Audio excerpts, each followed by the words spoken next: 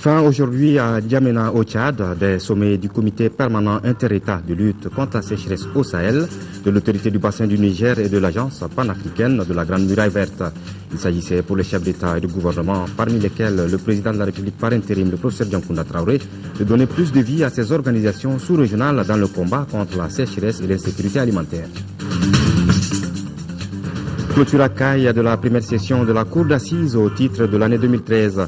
49 affaires sur les 62 enrôlées ont été jugées et les peines prononcées par la Cour vont de la réclusion à perpétuité à l'emprisonnement ferme temporaire en passant par la peine de mort et les acquittements. Merci de choisir l'ORTM pour vous informer. Bonsoir et bienvenue dans ce journal. Les chefs d'État et de gouvernement étaient réunis ce matin dans la capitale tchadienne pour le 16e sommet du comité permanent inter-État de lutte contre la sécheresse au Sahel, le 10e sommet de l'autorité du bassin du Niger et le 2e sommet ordinaire de l'agence panafricaine de la Grande Muraille Verte.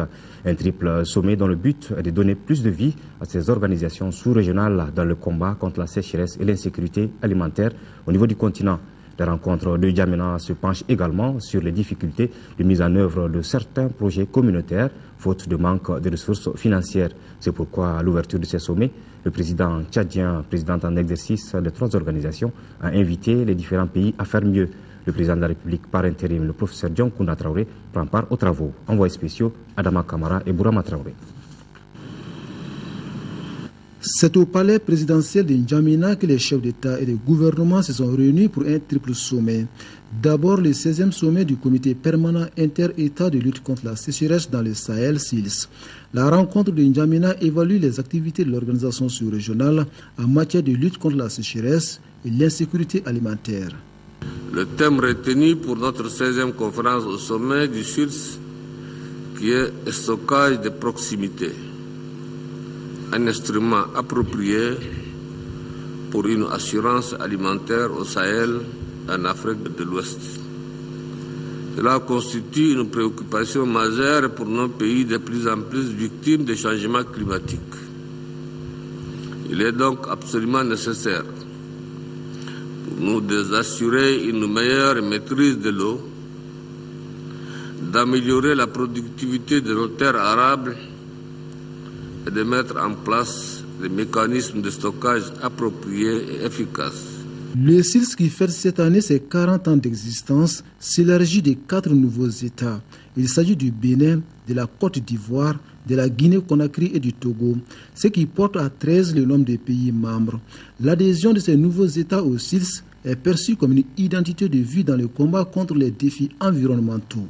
C'est ainsi que nous réaffirmons que l'initiative des chefs d'État et de gouvernement du SILS en 2004 relative à la coalition mondiale sur l'eau au Sahel exprime notre vision et constitue la réponse appropriée au défi de la maîtrise d'eau. 2 autres sommets réunissent les chefs d'État et de gouvernement du continent. Il s'agit en l'occurrence du 10e sommet de l'autorité du bassin du Niger et du 2e sommet ordinaire de l'agence panafricaine de la Grande Muraille Verte.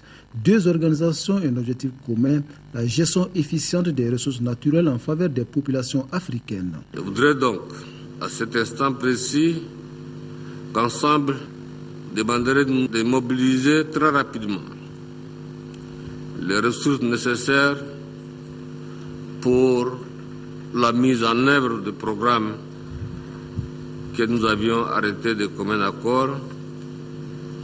En ce qui concerne l'autorité du bassin du Niger,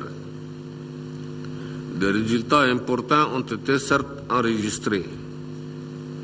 À ce titre, je voudrais par exemple rappeler l'adoption de la charte de l'eau et de ses annexes relatives à la protection de l'environnement et au règlement d'eau. À cet effet, j'invite l'ensemble des États membres à l'application effective et au respect de ces dispositions. Le triple sommet de N'Djamena devra aboutir à des conclusions susceptibles de donner un nouvel élan aux 3 organisations. Voilà, nos envoyés spéciaux nous informent que le président de la République par intérim, le professeur Dion Kounda Traoré, procédera demain à la décoration des militaires tchadiens morts dans le nord du Mali. Les Maliens continuent de répondre à l'appel du président de la République. En effet, le ministère de l'économie, des finances et du budget a réceptionné hier après-midi la somme de 30 millions de francs CFA. L'argent collecté provient du ministère de l'Action humanitaire, de la solidarité des personnes âgées, des associations de la société civile et des particuliers. Le compte-rendu de Modibo Marico. Au ministère de l'économie, des finances et du budget, la mobilisation ne faiblit pas pour répondre à l'appel du président de la République par intérim. La tête de file du groupe reçu ces jours était le ministère de l'Action humanitaire, la solidarité et des personnes âgées amené par son premier responsable. Ce département a ainsi donné comme sa participation à l'effort de guerre plus de 16 millions de francs CFA. La sensation de la journée est venue du village de Futiga Sarafé du cercle de Niafonké, région de Tombouctou, qui malgré la situation difficile d'occupation qu'il a connue a pu mobiliser la somme de 2 500 000 francs CFA. Le Conseil national de la société civile a donné 1 million de francs CFA. Les Maliens de Tunisie, 3 millions de francs CFA. L'amicale des Maliens d'Alfortville à New York, plus d'1 million de francs CFA. L'association de Nyare et Nyakate, 500 000 francs CFA. Le club des amis de Maïga Sinadamba à New York, 1 million de francs CFA. La promotion 96, Tchemou Djatki-Djara de l'ENA, 200 000 francs CFA. L'ONG Omaes, 500 000 francs CFA. Des sommes qui s'ajoutent aux 5 millions d'un Malien qui a souhaité garder l'anonymat. Le ministère de l'économie, des finances et du budget a remercié tous les donateurs tout en les rassurant du bon usage qui sera fait de l'argent reçu. Je suis très heureux, avec honneur et bonheur, de recevoir ces importantes sommes d'argent de tous ceux qui ont contribué. Je prends l'engagement de rendre compte à celui à l'appel de qui vous avez répondu, c'est son Excellence Monsieur le Président de la République. La somme ainsi collectée s'élevait ce jour à plus de 30 millions de francs CFA qui s'ajoutent à près de 4 milliards de fonds globaux logés dans un compte à la BDMSA. Le ministre des Affaires étrangères et de la coopération internationale, Tchéman Hubert Koulibaly, a été reçu en audience par le président ivoirien Alassane Dramane Ouattara. Tchéman Koulibaly est allé faire le point des préparatifs de l'élection présidentielle de juillet prochain. Il a aussi été question de la résolution 2100 du Conseil de sécurité de l'ONU qui vise à transformer la MISMA en mission de stabilisation au Mali. Les deux personnalités ont également abordé la coopération entre les deux pays. À sa sortie d'audience, il est au micro de Bouakar Sissoko et Imon Frisson. Après l'adoption de la résolution 2100 du Conseil de sécurité des Nations Unies qui transforme la MISMA en une mission de stabilisation avec une évolution dans les effectifs et bien entendu un nouvel agenda qui consistera à conforter tous les succès qui ont été obtenus dans la recherche de solutions de la situation au Mali. Je me devais de venir à Abidjan faire ce compte-rendu et prendre les recommandations, les avis et les conseils du président Alassane Ouattara, dans la mesure où vous savez bien qu'aux premières heures de la crise, c'est à la CEDEAO que la médiation, y compris sur la crise sécuritaire et la crise institutionnelle, a été confiée.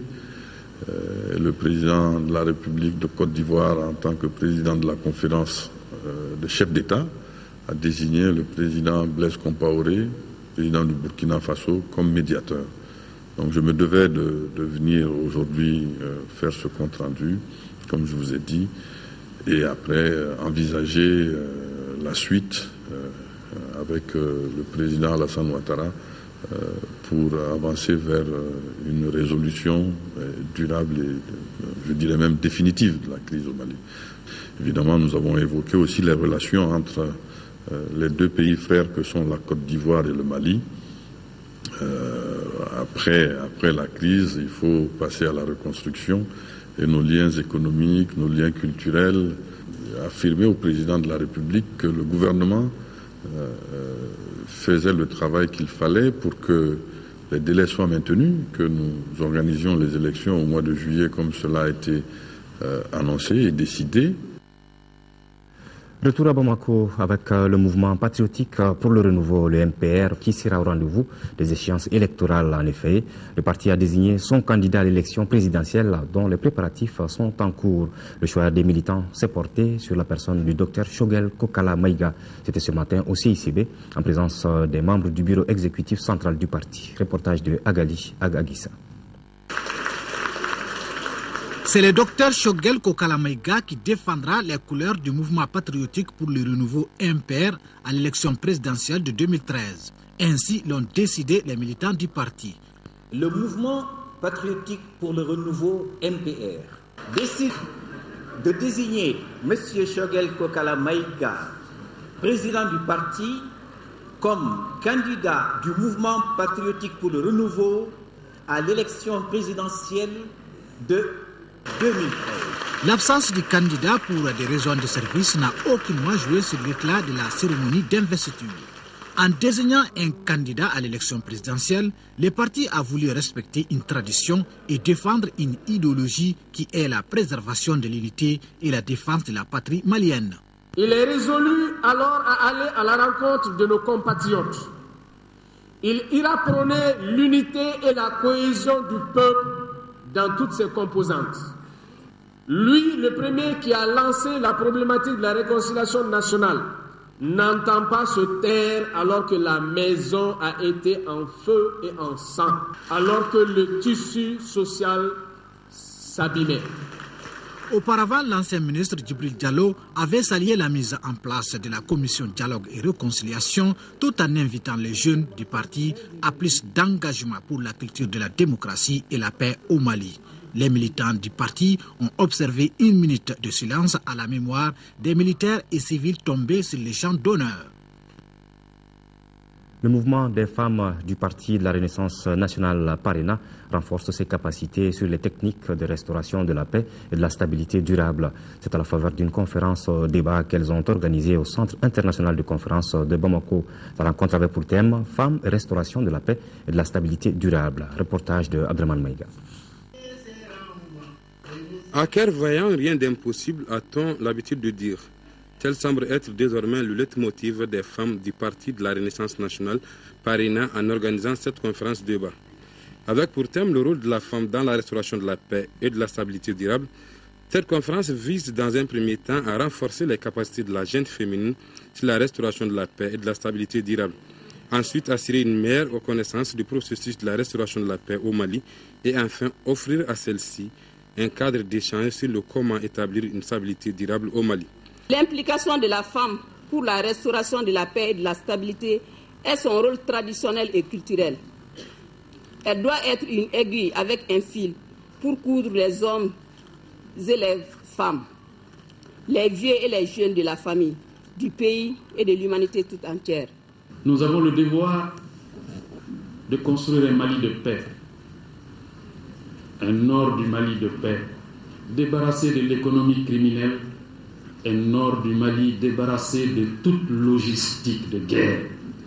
Et la logistique de guerre, ce n'est pas seulement les armes, c'est aussi les pick-up, c'est aussi les téléphones satellitaires qui sont utilisés pour les activités criminelles.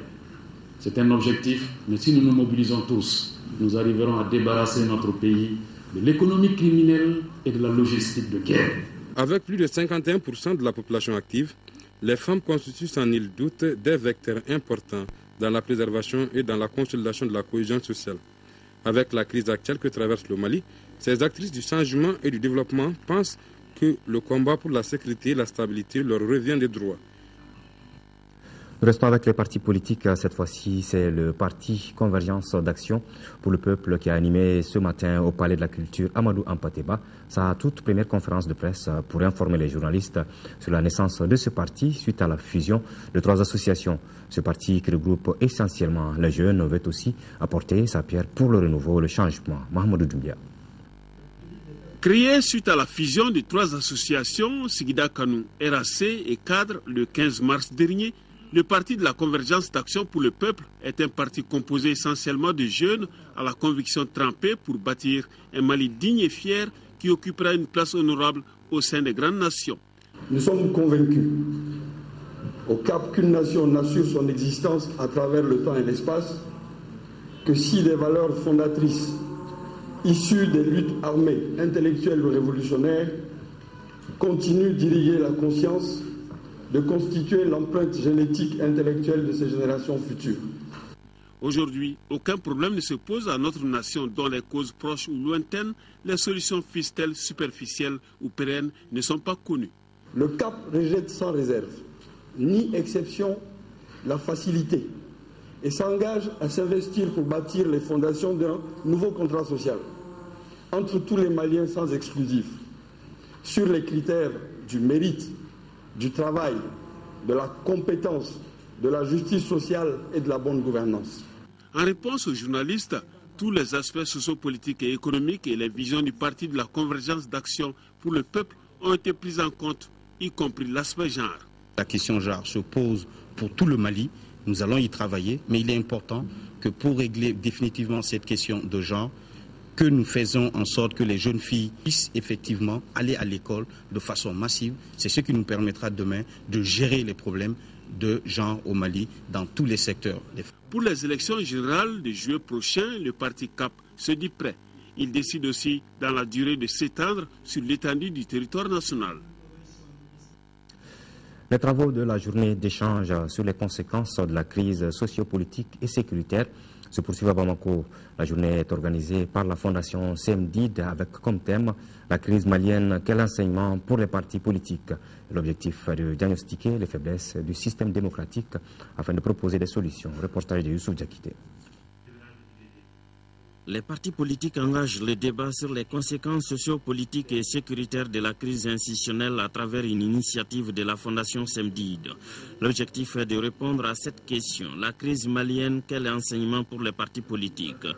Pour répondre justement à cette question, les acteurs politiques vont analyser la responsabilité des partis politiques dans la crise malienne, déterminer les goulots d'étranglement du processus démocratique malien. L'objectif n'est pas de savoir qui a raison ou qui a tort, mais de mener les réflexions nécessaires pour savoir ce qui a manqué, mais surtout comment contribuer de manière efficace à la remise en marche de notre processus démocratique. À l'issue de cette journée d'échange entre les partis politiques, la cinquantaine au total, des résultats concrets sont attendus. Mais les débats sont surtout focalisés sur les faiblesses du système démocratique malien. Les systèmes de gouvernance, il y a certainement des faiblesses et des insuffisances sur le plan des textes, notamment la Constitution, la charte des partis politiques, la loi électorale.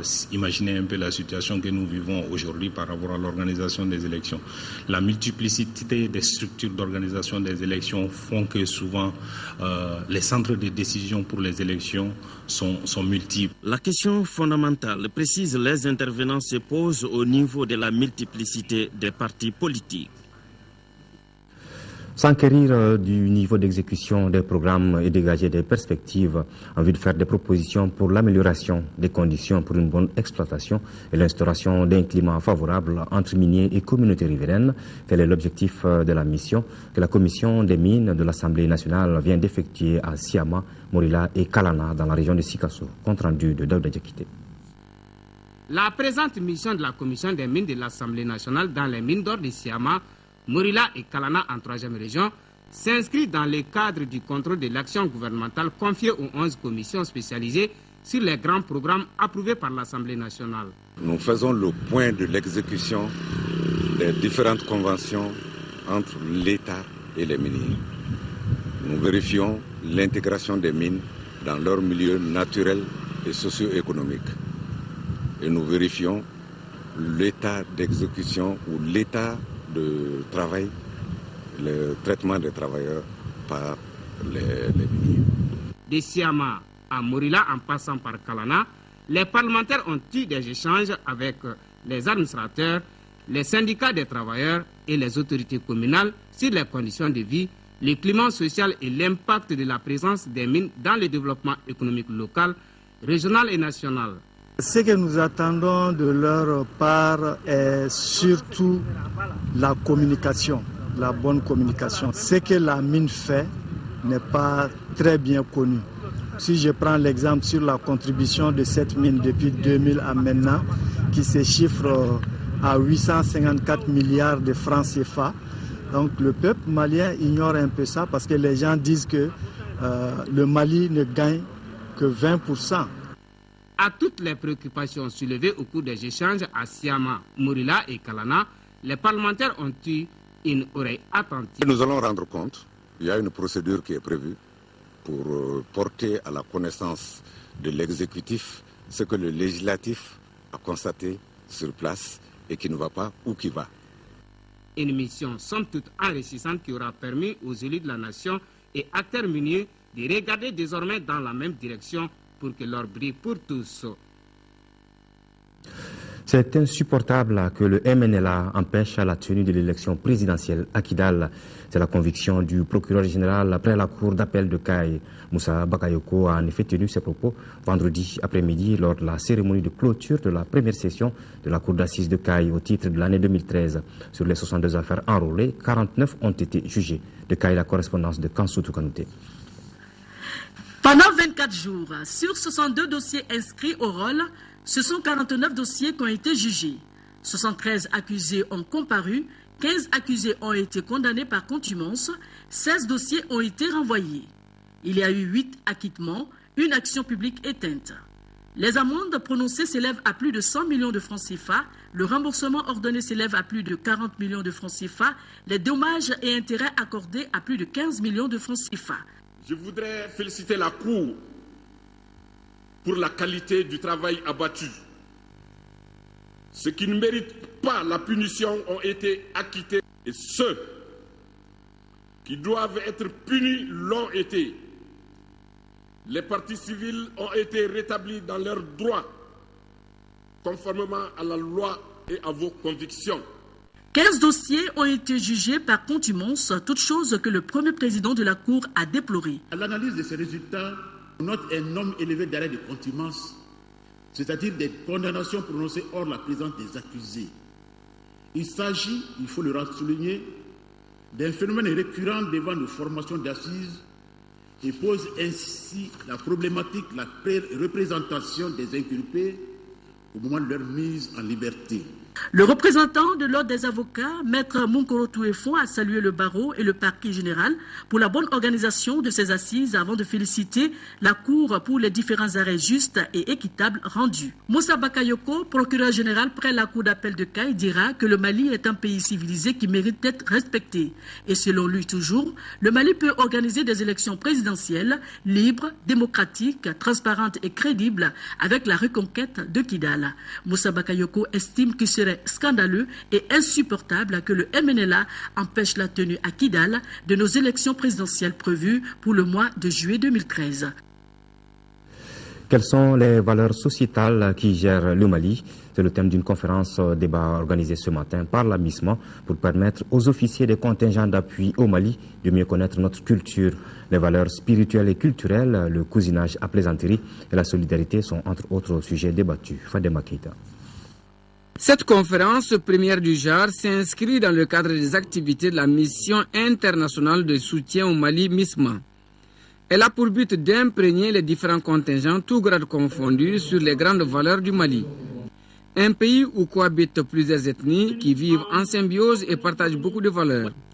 Des valeurs qui reposent notamment sur la tolérance, les classes d'initiation, le sinankuya ou plaisanterie entre ethnies, bref, le Maya, c'est-à-dire ce qui englobe les rapports entre individus et ethnies. Tradition et modernité.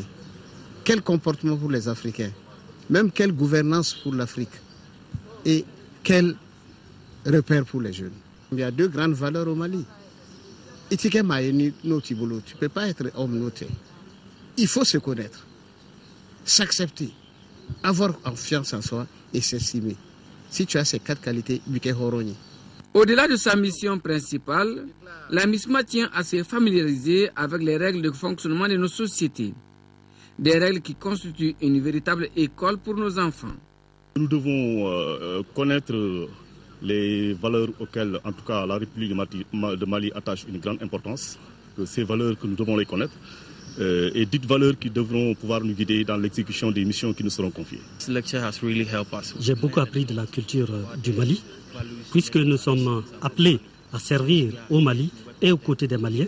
Il est essentiel que nous sachions davantage, que nous ayons une bonne connaissance de la culture malienne. La connaissance et la sauvegarde des valeurs nous permettent non seulement de nous enraciner davantage, de mieux comprendre le passé, d'aménager le présent, mais aussi d'apporter notre contribution au grand rendez-vous du donner et du recevoir. Les forces armées de sécurité s'approchent davantage des populations. Ainsi, la gendarmerie territoriale de Goundam vient d'être officiellement installée dans cette ville. Elle a pour mission, bien entendu, d'assurer la sécurité des citoyens et de leurs biens. Pour plus d'informations, écoutons l'adjudant Bouakar Ashmaïga, chef de poste de gendarmerie de Goundam, au micro de Adama Djimde. Je vais vraiment dire à la population qu'ils peuvent maintenant dormir tranquille. La gendarmerie est là et nous sommes là pour leur sécurité. Donc à partir de 500, il y a la sécurité à Goundam. Oui, de façon pratique, qu'est-ce que vous allez faire? De façon pratique, nous allons effectuer des patrouilles. Nous allons chercher les renseignements, essayer, comme la prévôté aussi est là, et chercher les renseignements et interpeller les personnes suspectes. À ce niveau, est-ce que vous avez un appel à lancer à la population par rapport à sa collaboration en termes de renseignements et d'informations? Oui, parce que l'apport de la population compte beaucoup. Parce que sans le renseignement, la mission, la gendarmerie ne peut pas bien s'exécuter. Donc vraiment, j'ai lancé un appel à la population de venir vers nous en nous apportant les renseignements. Et en fonction de ça, notre tâche sera facile. Hors de chez nous, en Ouganda, les musulmans ne veulent pas être assimilés aux islamistes somaliens. Les autorités religieuses, à cet effet, viennent de lancer une campagne pour redorer l'image de l'islam, une campagne qui vise également à prévenir l'installation des extrémistes.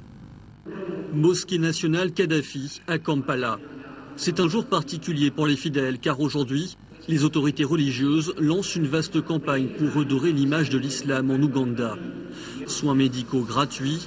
Les musulmans ougandais veulent montrer une institution ouverte pour ne pas être associés aux shebabs islamistes de Somalie.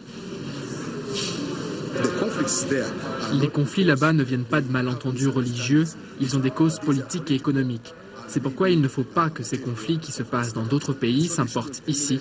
L'islam est une religion de paix. Selon ces instigateurs, cette campagne vise à prévenir l'installation des extrémistes en Ouganda. Ici, les musulmans pour majorité sunnite constituent 12% de la population. Malgré des conflits par le passé avec les chrétiens, la cohabitation se déroule pacifiquement. Mais les soupçons de radicalisme ne sont jamais loin, comme lorsque le mois dernier, la police interpelle 10 imams suspectés de faire partie d'un réseau islamiste. Depuis, la police affirme avoir reçu des informations sur des menaces d'attentats d'Al-Shebab. L'Ouganda est placé en alerte terroriste. Toute personne suspecte peut être arrêtée.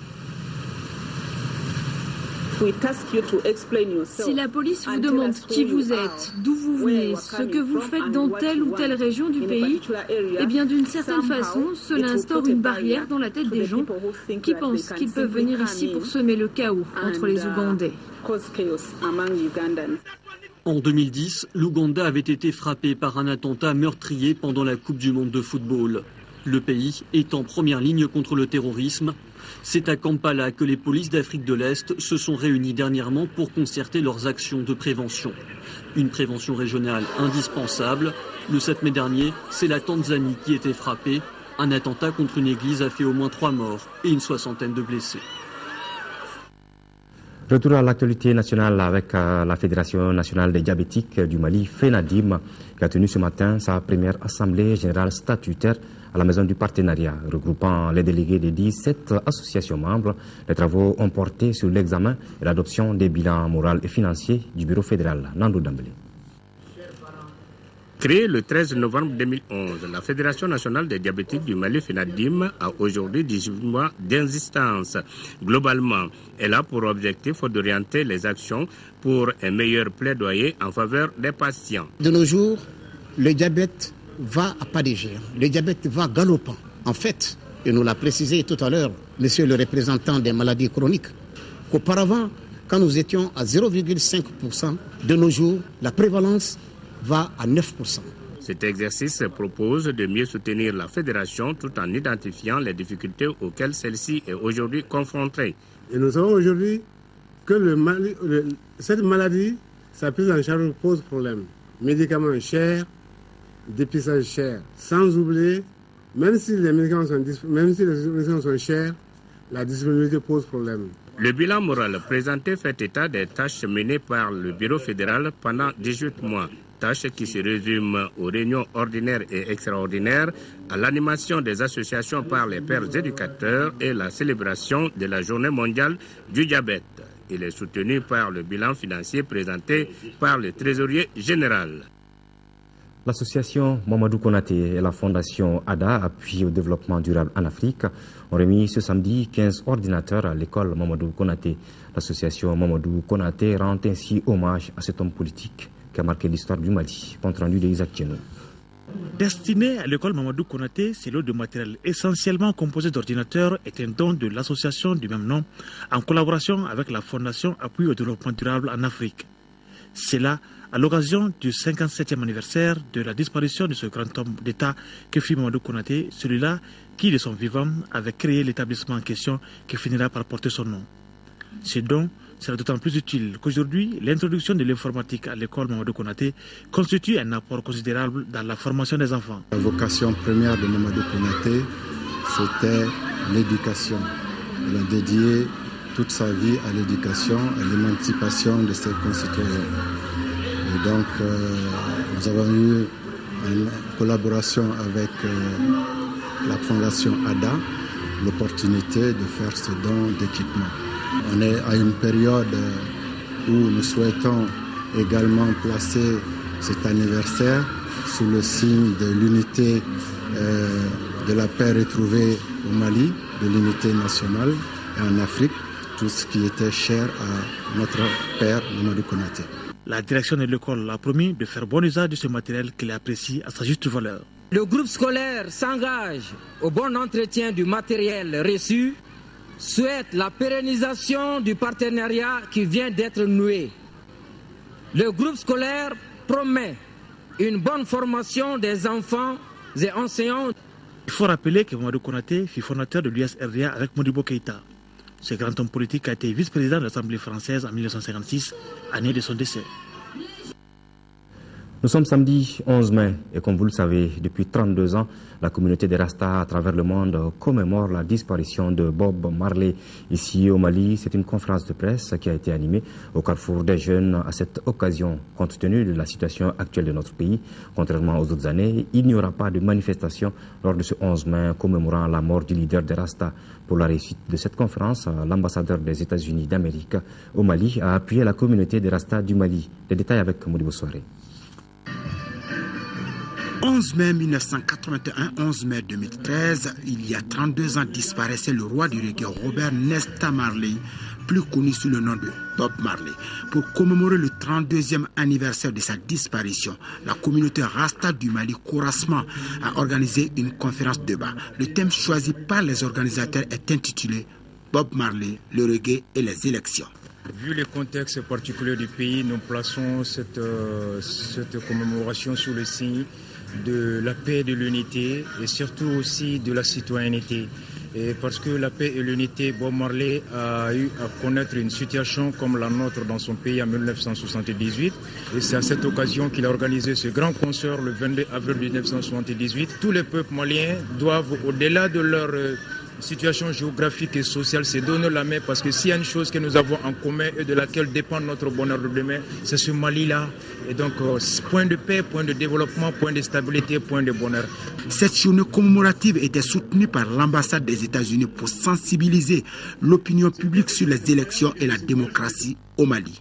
La démocratie et le développement ne peuvent aller sans des citoyens bien formés et informés. Vous l'avez compris, votre initiative est certes modeste, mais elle traduit votre volonté de participer à la marche démocratie de votre pays. D'autres activités commémoratives en l'honneur de Bob Marley, la figure emblématique de toute l'histoire de la musique du tiers-monde, auront lieu le 8 juin prochain. Occasion pour la communauté Rasta du Mali d'offrir aux férus du reggae un concert unique animé par des groupes maliens. Des morceaux de Peter Tosh, Bunny Wellers et bien d'autres seront interprétés, ainsi qu'une centaine de tubes de Bob Marley. Un mot de cinéma cette fois-ci, nous vous proposons le portrait d'un jeune cinéaste camerounais, Bako Moustapha, lauréat du prix Futur Talent au Festival du film africain en mars dernier en Belgique. Bako Moustapha veut amener à travers ses œuvres les jeunes africains à rester sur le continent. Dans sa modeste maison de Maroua, Bako Moustapha travaille au montage de son prochain film. Avec peu de moyens, mais plus motivé que jamais, car fin mars, ce cinéaste a remporté le prix Futur Talent du Festival du film africain de Louvain en Belgique. C'est son court-métrage Jean-Jacques qui est récompensé. L'histoire d'Adidja, une Camerounaise qui se cherche un mari blanc sur Internet pour pouvoir entrer en Europe. 95% de ces jeunes partent sur Internet juste pour tchatcher, pour chercher le blanc.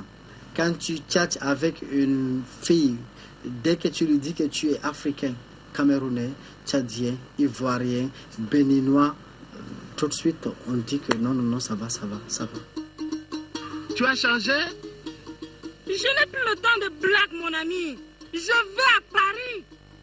Mais le rêve d'Adidja s'écroule. Jean-Jacques n'est pas celui qu'elle croit. Adidja, je t'ai dit que je suis français, je suis à Paris et je m'appelle Jean-Jacques. Avec ce film, le réalisateur dénonce le miroir aux alouettes de l'immigration et veut encourager sa génération à rester en Afrique. On a la tête, on a les mains pour travailler, on a des potentialités, on a de l'intelligence, on a de la matière. Il faut qu'on se mette au travail. Si on essaie de prendre l'Afrique au sérieux, si on essaie vraiment d'être conscient, on va relever l'Afrique. À 32 ans, Bako Moustapha avait déjà une petite notoriété grâce à des sketchs humoristiques diffusés à la télévision. Très fier de son prix de cinéma, l'étudiant aux Beaux-Arts a organisé une projection en plein air pour montrer son film aux habitants de Maroua. Je crois que c'était une bonne sensibilisation pour toutes ces populations sur les dangers des nouvelles technologies de l'information et de la communication. Je l'ai vraiment apprécié et cet étudiant, il a vraiment de l'avenir par rapport à ce qu'il fait. Dans l'immédiat, Bako Moustapha termine le montage de son dernier film et prépare déjà un nouveau tournage. Un mot de sport dans ce journal avant de nous séparer du football avec quelques résultats des 16e de finale de la Coupe du Mali de football hier vendredi. Bouroumassa de Kati a été battu 6-0 par le COB. CST Gao 1, Buton de Ségou 4.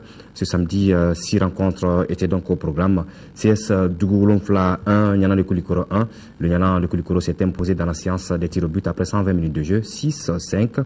Office du Niger Sport 1, US Bougouni 0. Centre Noun Traoré 200 0. Dioliba AC 1. Cast de Sévaré 0. Stade Malien de Bamako 2.